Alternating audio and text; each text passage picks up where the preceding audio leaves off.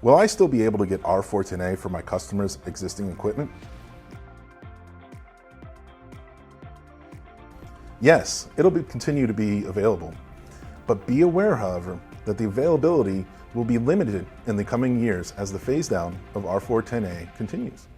Just like what we saw in the last refrigerant change, as availability becomes more scarce, the cost will likely increase.